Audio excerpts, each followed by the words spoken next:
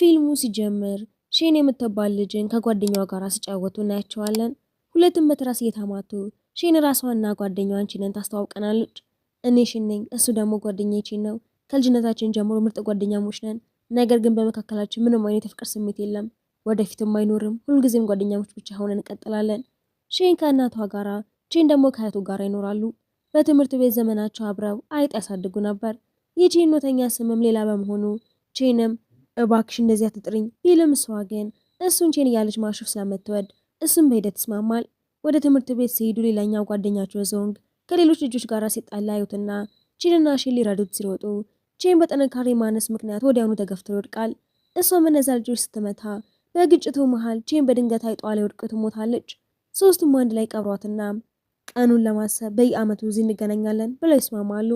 የኮሌጅ ፎርም በሚሞላበት ጊዜም ሼን አመልክታ ቼንና ዞንግን አብሯት እንዲያመለክቱ ታደርጋቸውና የሶስቱም የኮሌጅ ህይወት አብሮ ቢጀመረም በሼንና በቼን መካከል ግን የፍቅር ስሜት አልነበረም። በምርቃት ቀንም ዞንግ ለሁለት እያንዳንዳችሁ ከአንድ ሰው ጋር ቀጠሮ ይዛችሁ መታችሁ ካላስተዋውቃችሁኝ እኔ የምላችሁን ታደርጋላችሁ፣ አለበለዚያ ከኔ ጋራ ወደ ምርቃት ፓርቲው ትመጣላችሁ ሲላቸው ሁለቱም ላለመሸነፍ ሲሉ ልህ ይዛቸውና ይስማማሉ። ቼን በኮሌጁ የዳንስ ቡድን ውስጥ ያለችው ልጅ ጠይቆ ስትስማማ ሼን ደግሞ በባስኬትቦል ሜዳ ላይ እያለች የቼንን መልእክት አይታ ላለመሸነፍ ስትል የባስኬትቦል ቡድኑን ካፒቴን ጠይቃ ምሽት ላይ እንገናኝ። በሌላ በኩል ቼን ከሴቷ ጋር እያለ ሼን መታ እንድታድነው መመኘት ይጀምራል። በሩ ሲንኳኳና ሲከፍቱትም እሷን ቆማ ያገኟትና እሱን ለማዳን እኔ እኮ ያንተ ልጅ አርግዣለሁ ስትለው ልጅቷን በቆጣ ቼንን በጥፊ መታ ጥላው ትሄዳለች። አንድ ሌላ ወጣትም ከሼን ጋር በቀጠሮ መጥቶ ስለነበረ ሼን እሱን የተወችው በቼን ምክንያት እንደሆነ በማሰብ እሱን በጥፊ መጥቶ ትሄዳል። እሱ ምንም ጥፋት ሳይኖረው በመመታቱ ደንግጦ ሲቀር እሷ ደግሞ ትስቅበታለች። ሁለቱም ወደ ቦታው ሲደርሱም ዞንግ ርዕዱን ስተሸነፉ ወደ ምርቃት ፓርቲው አብረውት እንዲሄዱ ያደርጋቸዋል። በፓርቲው ላይ ደግሞ አንዲት ልጅ ከቼን ጋር ልትሽኮረመም ትሞክራለች። ቼን ከአልኮል ጋር አለርጂ ስላለበት ጁስ ብቻ ሲጠጣ እሷ ደግሞ ያቺ ልጅ ከአንተ ጋር ልትሽኮረመም ነበረ እያለች ውስጥ ታወራ። ቼንም በጣም ስለጠጣሽ የተሳሳተ ነገር እያየሽ ነው፣ አንድ ባዶ ድንኳን ብቻ ስለነበረም ዞንግ እናንተ ሰዎች እዚህ ተኙ በቃ ብሏቸው ይሄዳል። ከውጭ ከተነጋገሩ በኋላ ለመተኛት ሲገቡ ሼን ምኞቷን መናገር ብትጀምርም እሱ ግን ተኝቶ ነበር። ድራማ ወደ ተጀመረበት የመጀመሪያው ትዕይንት ተመልሶ ሁለቱም በትራስ ሲተማቱ እያለ የሼን እናት ቼን ወርዶ እንዲረዳት ጠይቃውና እሷም ሂድ ስራህን ስራ እየተደሰትክ ቀጥል ብላ ታሽፍበታለች። ከዛ እሷንም ዛሬ ቃለ መጠይቅ እንዳለች ረሳሹ እንዴ ብላ ስታስታውሳት ሼን ለመዘጋጀት ትሮጣለች። ቼን ወደታች ወርዶ እቃዎችን ሲያስተካክል የሼን እናትም በስቶክ ማርኬት ላይ ኢንቨስት ላደርግ ነበር ስትለው ይደነግጣል። ሼንም ቼንን ወደ ላይ ጠርታው ለቃለ መጠይቁ ልብሶችን ስታሳየው እሱም ለዲዛይነር ስራ ስለምትሄጂ ራስሽ ዲዛይን ያደረግሽውን መልበስ አለብሽ ይላትና እሷም ያጸደቀላትን ልብስ ለብሰዋለች። ሼን በስኮተሯ እየሄደች ያለም ሊፕስቲክ ስትቀባ አንዲት አዛውንት ሴት በመምጣታቸው ከፊቱ ያለው መኪና ፍሬን ሲይዝ ገጭታው ትወድቃለች። ከመኪናው ውስጥም ሲዶንግ የሚባል ሰው ወርዶ ወደ እሷ ጋር ይመጣና እሷም ለምን በድንገት ታቆማለህ እያያት ትረዳም እንዴ ብላ ስትቆጣው እሱ ግን መኪና ስለተጎዳ በጥንቃቄ መንዳት ነበረብሽ። ሼን የመኪናውን ጉዳት አይታ ሁለታችንም ጉዳት ስለደረሰብን የራሴን ክፍል ከፍላለሁ ብላ 800 ጠይቀዋለች። ሲዶንግም ሲሰቅ ዋጋውን ወደ 1000 ከፍ ታደርገዋለች። እሱም ፖሊስ እንጥራ ሲላት እሷ ግን እባክህ ፖሊስ አናስገባ በግል መጨረስ እንችላለን፣ አስቸኳይ ቃለ መጠይቅ ሳለብኝ ቦታው ደርሰኝ ብላ ትለምነውና ሲዶንግም ቦታው ይደርሳታል። ናፕኪን ሰጥቷትም ፊትሽ ላይ የተበላሸው ሊፕስቲክ አስተካክሊው ብሎ ነግሯት ስልኳን ተቀብሎ ቢዝነስ ካርዱን ይሰጣታል። ሼን ወደ ውስጥ ስትገባም ሲዶንግ በፍቅር ያያታል። ወደ ውስጥ ስትገባም ቃለ መጠይቁ አልፎ በሚቀጥለው ወር ብቻ እድል እንደምታገኝ ታውቅና በተስፋ መቁረጥ ወጥታ ስኮተሯን እየመታች ወደ ቼን ቤት ሄዳለች። መኪና መግጨቷንና ቃለ መጠይቁ ማለፉን ስትነግረው ቼንም የመኪናው ሞዴል ምንድን ነው አላስታውሰውም፣ ግን የሆነ ቁጥር ተጽፎበታል ብላ ስትነግረው ይደነግጣል። እሱ በጣም ውድ የሆነ የመኪና ስም ሲጠራ ያ መኪና እጅግ በጣም ውድ የሆነው ብራንድ እንደሆነ ይገባቸዋል። በዛው ሰዓትም ሲዶንግ ለሼን የ14400 የመኪና ጉዳት ካሳ ደረሰኝ ልክላትና ሁለቱም አይተውት ይደነግጣሉ። ከዚህ ይልቅ ብሞት ይሻላል። ጠዋት ላይም እሱ ካልጋው ላይ ሊወድቅ ሲል ስልክ ሲደወልም አይኗን ገልጣ ቼንን አጠገቧ ስታየው ገፍትራ ተጠላውና ለምን ከኔ ጎን ተኛ እራሷ አስባ እንዳስተኛችው ይነግራታል። ከዛም ሼን ሲዶንግ የደወለላት እንደሆነ አይታ በአካል ለማግኘት ወደ ቢሮ ትሄዳለች። በሌላ በኩል ቼን ጀርባውን በጣም ስለአመመው ለአያቱ ሲነግራቸው አያቱም ሼን የቼን የሴት ጓደኛ እንደሆነች በማሰብ እንግዳ መድኃኒት ሰጡት። ያሰቡት ነገር እንዳልሆነና በአካሄዱ ምክንያትም እንደታመመ ይነግራቸዋል። በሌላ በኩልም ሼን ሲዶንግ ቢሮ ውስጥ ደርስም የመኪናውን ደረሰኝ ደግሞ ያሳያታል። ሼንም እናቷ ትንሽ ሱቅ እንደምታስተዳድር በጣም ድሃ እንደሆኑና ስራ እንደሌላት የራሷን ወጪ እንኳን እንዳልቻለች የሀዘን ታሪኳን ትነግረዋለች። ሲዶንግ ይህንን ሰምቶ ገንዘቡን ቢቀንስላትም 1200 ይቀር ነበር። ሼን ተጨማሪ ቅናሽ ብትጠይቅም እሱ ግን እምቢ ይላታል። በዚህ መሀልም ቼን ከድርጅቱ እንደሚደውል አስመስሎ ይደውልላትና እሷ በጣም ጎበዝ ስለሆነች ብዙ ድርጅቶች ጥያቄ ቢያቀርቡላትም ገና ጥሩ ድርጅት እንዳላገኘች አስመስለው ያወራሉ። ሼን ስልኩን ዘግታ ለሲዶንግም ተመሳሳይ ነገር በመናገር በክፍያ እንድትጨርስ ጠይቀው ሲዶንግ ግን 2 አማራጮች ይሰጣታል። በድርጅቱ ውስጥ መስራት ወይም ገንዘቡን በአንድ ጊዜ እንድትካፈል ሲነግራት ሼን ሌላ አማራጭ እንደሌለ ስጠይቀው ሲዶንግ የሴት ጓደኛዬ ከሆንሽ ገንዘቡን አትከፍሊም። ሼንም በዚህ ደንግጣ ሀሳቡን ብትጠላውም በድርጅቱ ውስጥ ለመስራት ግን ትስማማለች። ሲዶንግ ግን በፋሽን ውስጥ እንደሌለበትና በአልኮል ንግድ ውስጥም እንደሚሰራ ሲነግራት ሼን ሌላ አማራጭ ሳትጠብቅ ወዲያውኑ በአልኮል ንግዱ ትስማማለች። ሲዶንግም ራሷን እንድታስመሰክር የመጀመሪያውን ደንበኛ ይሰጣታል። በቀጣይም ቼንን አስከትላ ደንበኛዋን ወደምታገኝበት ሄድና የካሳውን ገንዘብም ለሲዶንግ ስትሰጠው ተገርሞ አሁንም 100 ሺህ ይቀራል፣ ነገ ማታ የሀብታሞች አልኮል ኤግዚቢሽን አለ፣ እሺ ሄዳለሁ ስትልም ሲዶንግ ሞክሪው። ማታ ሼንም ዞንግና ቼንን አብረዋት እንዲሄዱ ጠይቃ ዞንግን ቢቢልም ቼንን አጥመዳ በግድ አብረዋት እንዲሄዱ ታደርገዋለች። በኤግዚቢሽኑ ላይም ሁሉም በፓርቲ ልብስ እያሉ ሁለቱም እንግዳ ሆነ በመምጣታቸው ያፍራሉ። እሷም የመጣችበትን ለመሸጥ ብትሞክርም ጥበቃዎቹ ገፍትረው ወደ ውጭ ጥሏታል። ቼንም ለዛሬ ይሄንን ያህል ውርደት ይበቃል እንሂድ በቃ ቢልም እሷ ግን ተስፋ አልቆረጠችም ነበር። እሱ የፓርቲ ልብስ ለብሳ ወደ ውስጥ ትገባለች። ለቼንም ሴቶቹን አናግረህ መረጃ ተቀበል፣ እኔ ደግሞ ወንዶችን አናግራቸዋለሁ፣ እንዴት እንደምሰራ እኮ ያላውቅበትም ሲላት እሷም ምሳሌ ያሳይሃለሁ ብላ አንድ ሰው ጋር ትሄዳለች። ሀብታም እንደሆነ አስመስለው ከእሷ ጋር መሽከርሞም ሲጀምር ደስ ሳይላት ቀስ ብላ ታመልጣለች። በጫማ ምክንያትም እግሯን ስላመማት ቼን መቶ ይሄ ለኛ ቀላል አይደለም ቢላትም ራሴ የሆነ ነገር ማድረግ አለብኝ እርዳኝ ስትለው እሱም ይስማማል። ስትራመድም ከአንድ ሰው ጋር አልትጋጭትልና ሲዶንግ ወደ ራሱ ስቧት ሁለቱም በጣም ተቀራርበው ይታያሉ። ቼን ይህንን ሲያም ለመጀመሪያ ጊዜ ቅናት ሰማዋል። በኋላም ሲዶንግና ሼን ኤዲተርሞ የተባለች አልኮል እውቀት ያላትን የዜና ኤዲተርን ለማግኘት ሄዳሉ። ሲዶንግ ማስታወቃቸው ኤዲተርሞም የእሷ ሽያጭ እኮ ልዩ ነው ስትል ሼንም አሁንም ገና ብዙ የምማረዋለኝ። ከፓርቲው በኋላም ሶስቱም አብሮ ሲመለሱ ቼን በመካከላቸው ተቀምጦ ሲዶንግ ለሼን የሚጠይቃትን ጥያቄ ሁሉ ሲመልስ ነበር። ሲዶንግ ተናዶም መልሱን ከሼን የምፈልገው በሳምንቱ መጨረሻ ጎልፍ እንጫወት ብሎ የጠይቃትና እሷም ትስማማለች። በሳምንቱ መጨረሻም ሲዶንግ ለሼን ጎልፍ ሲያስተምራትና ተቀራርቦ ሲቆሙ ቼን እየተናደደ ይመለከታቸው ነበር። ቼንም ኳሷ ለመምታት ሲሞክር ኳሷ ሳትንቀሳቀስ ጭቃው የሲዶንግ ፊት ላይ ያርፋል። በኋላም የሚያስፈራ ፊልም ሲያዩ ቼን በመካከላቸው ተቀምጦ ይፈራ ነበር።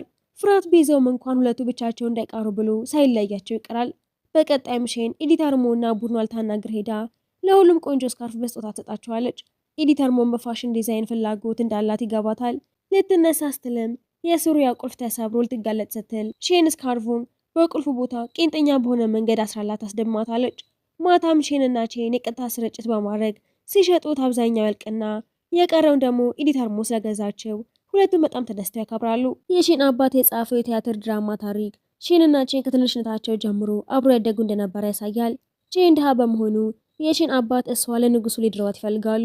ሁለቱ ሊጠፉ ቢሞክሩም በአባቷ ተይዘው እሷ በግድ ከንጉሱ ጋር እንድትጋባ ተደረጋለች። መጀመሪያ ላይ ከንጉሱ ብትሸሸግም በኋላ ግን በንጉሱ ጥረት ፍቅር ይዛታል። ቼን ግን ብቻውን ይቀራል። በእውነተኛው ህይወትም ተመሳሳይ ነገር እየተከሰተ ነበር።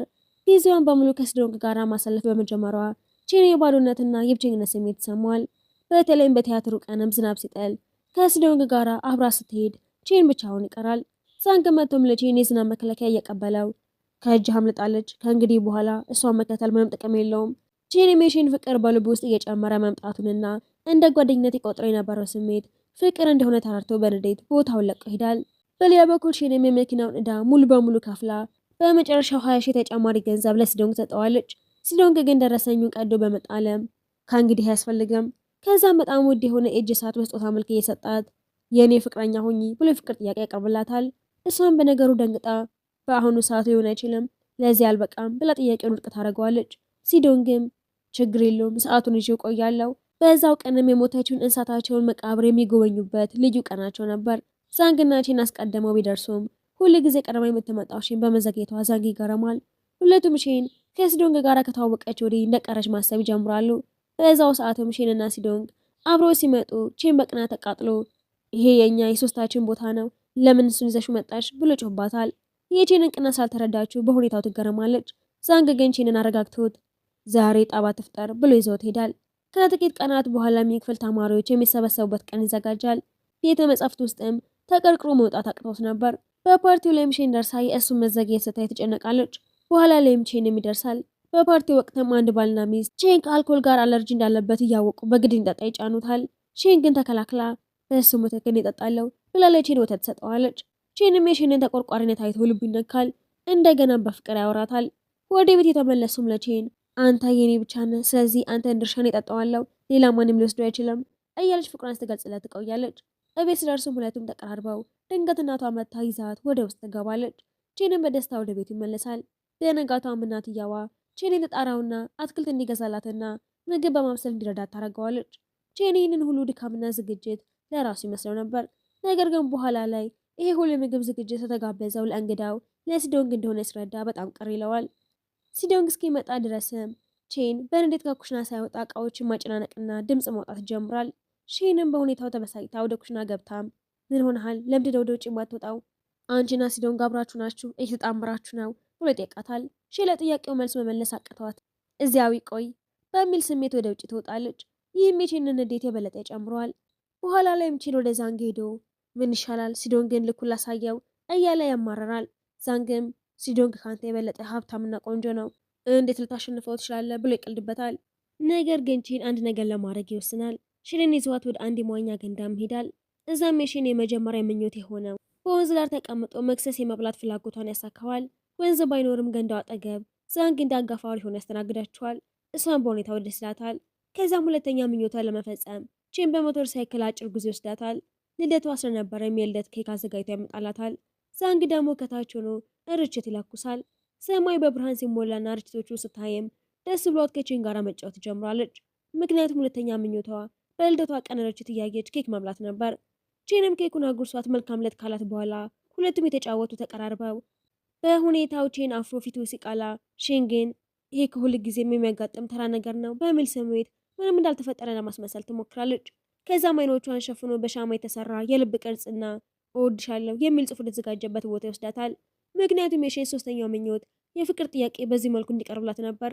ነገር ግን ይህንን ያዘጋጀው ቼን መሆኑን ስታይ ይደብራታል። ቼን ስሜቱን አውጥቶ ሊነግራት ሲል አቋርጣው በእኛ መካከል ከጓደኝነት ውጪ ሌላ ነገር እንዲኖር አልፈልግም። አንተ ጥሩ ጓደኛዬ ብቻ ነህ። በእኛ መካከል ፍቅር እንዲኖር አልመኝም። ቼንም በቃላቷ ልቡ ተሰብሮ ግን እኔ የአንቺ ፍቅረኛ መሆን የምፈልገው ቢላትን በግልጽ አልፈልግም ትለዋለች። ከዛም ቦታውን ጥላው ትሄዳለች። ቼን በሁኔታው ተጎድቶና ተበሳይቶ ድንገት ላንግ የተባለ ሴት ይተዋወቃል። ሁለቱም ተዋውቀው እሷ ዳንሰኛ ቼን ደግሞ የመድረክ ዲዛይነር መሆናቸውን ይነጋግራሉ። ላንግም የቼንን ስልክ ቁጥርም ተቀብላ በቅርቡ ለስራ ጥሪ ይደርሳል። ቼንም ስለጠጣ አለርጂው ስላለበት ድንገት ራስ ውስጥ ይወድቃል። ዛንግን በፍጥነት ወደ ሆስፒታል ይወስደዋል። ሼን ነገሩ እንደሰማች ወደ ሆስፒታል መታ መጀመሪያ ዛንግን ለሱ ለምን አልኮል ትሰጠዋለህ ብላ ትቆጣዋለች። ከዛም ወደ ውስጥ ገብታ ቼንን መቆጣት ትጀምራለች። ቼን ግን በሷ ተናዶ ስለነበረ ዛንግን ዛሬ ያገኘኋት ሴት ማነች? በጣም ውብ እኮ ናት እያለ እሷ ለማናደድ ይሞክራል። እሷን በንዴት ዛንግን ስታፈጥበት ዛንግ ከጥፋቱ ለማምለጥ ሚስቷን ስም ሳይናገር በፍጥነት ይወጣል። ተበሳጭታ ውሃ ልታመጣ በሚል ምክንያትም ትወጣለች። በነጋታውም ጠዋት ቼን ሲነቃ አጠገቡ ተኝታ ያገኛታል። ስልኳን አውጥቶ ፎቶዋን ያነሳል። አይኗን ስትከፍት ግን ስልኩን በፍጥነት ይደብቀዋል። እሷም እጇን በግንባሩ ላይ አድርጋ አሁን እንዴት ነህ ብላ አስጠይቀው በዛው ሰዓት ላንግ ወደ ክፍሉ ትገባለች። ቼንም ለሼን ትናንትና የነገርኳችሁ ሴት እሷ ናት። ላንግም ሼንን ለቼ ምን ሆነሽ ብላ አስጠይቃት የቅርብ ጓደኛው ነኝ ብላ ተመልሳለች። እሷን በደስታ ከቼን ጎን ተቀምጣ የአልኮል አለርጂ እንዳለበት አስቀድመ ልትነግረኝ ይገባ ነበር። ከእንግዲህ አልኮል የሌላቸው መጠጦችን ብቻ ነው የምገዛልህ እያለች ቪዲዮ መቅረጽ ትጀምራለች። ሼን ይህን ስታይም ለመጀመሪያ ጊዜ የቅናት ስሜት ይሰማታል። በንዴትም ቦታውን ጥላ ትወጣለች። በሌላ በኩል የሲዶንግ የድሮ ፍቅረኛው ሜሪ ተመልሳ መታ ከእሱ ጋር ልትታረቅ ትሞክራለች። ዛንግ ሁለቱን አብረው አይቶ ፎቶ ያነሳቸዋል።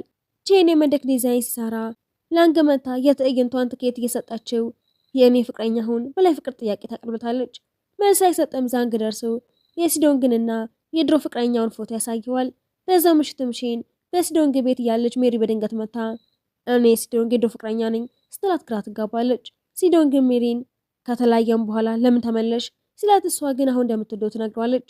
ሼንም በቦታው ምቾት ሳልተሰማት ምክንያት ፈጥራ ትወጣለች። በነጋታው ጠዋት እናቷ ሱቅ ስትሄድም እናቷ እያለቀሰች ታገኛታለች። ያስያዙት አክሲዮን ሙሉ በሙሉ በመውደቁ ምክንያትም ትልቅ የገንዘብ ኪሳራ ደርሶባቸው ቤታቸው እንኳን ከእጃቸው ሊወጣ እንደሆነ ትረዳለች። እናቷን አቅፋትም አትጨነቂ እኔ ሁሉም ነገር አስተካክለዋለሁ ብላ ታረጋጋታለች። በዛ ምሽትም ቼን የላንግ ትዕይንት ቦታ ተቀምጦ ሺ እንድትመጣ ይጠብቃታል። በመካከላቸው ያለው ነገር እንዲስተካከል የጽጌረዳ አበባ አዘጋጅቶ ነበር። ነገር ግን ሺ ለዘመዶቿና ለጓደኞቿ ደውላ ገንዘብ ብትለምንም ማንም ስላልረዳት ስልኳ ቢዚ ሆኖ ነበር። ሁኔታውን ያወቀው ሲዶን ግን መቶ አትጨነቂ፣ እኔ እረዳሻለሁ። እሷም ያለቀሰች ገንዘብህን በሙሉ መልስልሃለሁ፣ አሁን ግን በጣም ተቸግሬያለሁ ስትል ሲዶንግ ያቅፋታል። ቼን ከርቀት እያለቀሰች ሲዶንግ ስታቅፈው ያያታል። ሁለቱ ፍቅረኛሞች የሆኑ መስሎትም በሀዘንና በስህተት ተረድቶት ቦታውን ለቀው ይሄዳል። ከጥቂት ጊዜ በኋላም ሲዶንግ ለሺን የፋሽን ዲዛይኒንግ ሱቅ መስጦታ ያበረክትላታል። በሱቅ ውበትና አቀማመጥ ተገርማ ይህንን ሱቅ ዲዛይን ያደረገው ማን ነው? እያንዳንዱ ነገር ልክ እኔ እንደምወደው ሆኖ የተሰራ ነው ብላ ስጠይቅ ሲዶንግ መልሶ ይሄ የሱቅ ዲዛይንና ሀሳብ ቼን ከመሄዱ በፊት የሰጠው እንደሆነ ይነግራታል። ይህን ስትሰማ ቼን ሳይነግራት ወደ ሩቅ ቦታ እንደሄደ ትረዳለች። ነገር ግን ሳይሄድ በፊት የሺንን አራተኛ ምኞት ፈጽሞላት ነበር። ይህም ራሷን የምትችልበትን የፋሽን ዲዛይን ሱቅ እንዲኖራት ነበር። ለዚህም ሲዶንግ አግዞት ነበር። ሲዶንግም በእናንተ መካከል ምን እንደተፈጠረ ባላውቅም ያለውን አለመግባባት መፍታት አለባችሁ። ከኔ ይልቅ በልብሽ ውስጥ ያለው ቼን ብቻ እንደሆነ ተረድቻለሁ። ስለዚህ ስሜትሽን ሳታመነቺ ለቼን ንገሪው። እሷም ወዲያውኑ ለቼን ልትደውል ብትሞክርም ስልኩ ግን ዝግ ይሆንባታል። በኋላም ከቼን አያት እንደተረዳችው ወደ ሩቅ ከተማ ወደ ወላጆቹ ጋር እንደሄደና ለመመለስም ረጅም ጊዜ እንደሚወስድበት ታውቃለች። ቼን በአያቱ በኩል ስጦታ አስቀምጦላት ነበር። አስነ ወደ ቤት ተመልሳ ከቼን ጋር ያሳለፈችውን ደስተኛ ትዝታዎችን እያሰበች ታለቅሳለች። ለዛንግ ደውላም ስለ ቼን ስጠይቀው ላንግ ታውቃለች ይላታል። ወደ ላንግ ሄዳ ስጠይቅም እራሱ የላከላትን ፎቶ ታሳየታለች። ቼን ፎቶዎቹ ለእሷ ብቻ የልክላት እንደነበር አስባ ልቧ ቢጎዳም ቼን በሄደበት ቦታ ሁሉ ደስተኛ በመሆኑ እሷን በደስታው ትጽናናለች። ከትንሽነታቸው ጀምሮ እስካሁን ድረስ ያሉትን የቼንን ትዝታዎችን የያዘ ማስታወሻ ደብተር ለላንግ ታስረክባትና እባክሽ በጥሩ ሁኔታ ተንከባከቢው ብላ ትሄዳለች። ከ3 ዓመታት በኋላም ዛንግ ከመጀመሪያ ፍቅሩ ጋራ የሰርግ ስነ ስርዓቱን ያካሂዳል። ሺንም መታ ዛንግን ታገኘዋለች። አሁን ትልቅና ስኬታማ የፋሽን ዲዛይነር ሆና እዳውን በሙሉ ከፍላ ጨርሳ ነበር። ነገር ግን ቺንን አሁንም ማግኘት አልቻለችም። ከሲዶንግ ጋራም ቢሆንም አንድ ላይ አልሆነችም። ምክንያቱም በልቧ ውስጥም አሁንም የምጠብቀው ቺንን ብቻ ነበር። አምስተኛው ምኞቷ ሊፈጸም የሚችለው በቼን ብቻ እንደሆነም ታስባለች። ይህም በሰርጓ ቀን ወደ መድረክ ስትወጣ በፊቱ የምታገኘው የሚወዳትን ፍቅረኛዋን ነበር። ወደ መድረክ ውስጥ ወጣም ድንገት ላባዎችም በሰማይ ለመብረር ጀምራሉ። ወደፊት ስትመለከትም ከረጅም ጊዜ በኋላ ተመልሶ የመጣው ቼን በፊቷ ቆሞ ታገኘዋለች። በደስታ እንባውም እየፈሰሰ ቼንም እጁን ዘርግቶ በድጋሚ ፍቅር ጥያቄ ያቀርብላታል። በደስታ እሺ ብላ ትቀበላለች። በመጨረሻ የልጅነት ትዝታቸው ይታያል። በትንሽነቷም ለቼን አንድ ቀን ተናደ ብትሄድ እንኳን ምንም ሳትናገር ወደ እኔ ተመለስ፣ እንደገና ጓደኛሞች እንሆናለን ብለው ነበር። ቼንም አሁንም ያንኑ አድርጎ ተመለሰ። ወደ ሩቅ መሄዱ ለእርሱ ያላት እውነተኛ የፍቅር ስሜትም እንድትረዳ ያድርጋታል። ደስተኛ ሲሆኑ እያሳየን ፊልሙ ይጠናቀቃል።